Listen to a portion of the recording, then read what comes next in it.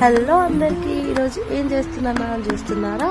దీన్ని క్రోసాన్స్ అని అంటారనమాట.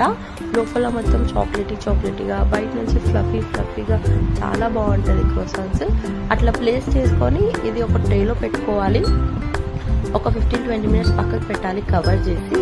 ఆ తర్వాత మనం మన బేకింగ్ ట్రేని గ్రీస్ చేసుకోవాలి. ఆయిల్ గీతో బటర్ తోటి, ఘీ ఆర్ బటర్ గ్రీస్ చేసుకొని దాంట్లో ప్లేస్ చేసుకోవాలి. ఒకవేళ మనం ఓవెన్ లేనప్పుడు క్రోసాన్స్ ఎలా చేయాలి అనేది చూడండి. ఇప్పుడు ట్రే ఉంటుంది, అంటే మనం పెట్టే బర్నర్ ఉంటుంది. బర్నర్ లోపల మనం ఒకటి ప్లేస్ చేసుకుంటాము. అదేమన్నా ఎందుకంటే డైరెక్ట్గా ట్రేకి మంట రాకుండా ఒక బేక్ చేసుకునే ప్రాసెస్లో బేక్ చేసుకుంటాం. బేక్ చేసుకున్నాక అది పక్కకు తీసి దాన్ని మిల్క్ వాష్ చేయాలి. మిల్క్ వాష్ చేసి కొంచెం సేపటి వరకు రెస్ట్ చేయాలి. ఒక 10 మినిట్స్ వరకు రెస్ట్ చేశాక అది ఫ్లఫీగా అవుతుంది. బయట నుంచి ఫ్లఫీగా ఉంటుంది, లోపల మొత్తం చాక్లెట్ ఫీలింగ్తో ఉంటుంది.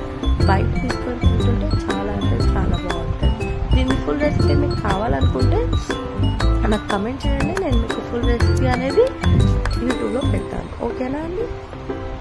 చూడండి, వీడియో మొత్తం చూసి ఎంజాయ్ చేయండి. ఫుల్ వీడియో కావాలనుకుంటే కమెంట్ చేయండి. చూడండి, చాక్లెట్ చూడండి లోపల.